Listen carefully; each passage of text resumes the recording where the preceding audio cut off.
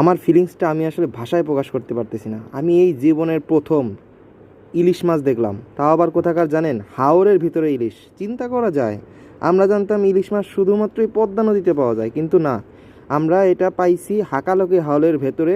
কয়েকটা জেলে মাছ ধরতেছিল তাদের কাছ থেকে। এবং ইলিশ মাছটা একদম তাজা, দেখুন এরকম অনেক তারা পেয়েছে, আমি একটা ইলিশ তাদের কাছ থেকে চেয়ে নিয়েছিলাম।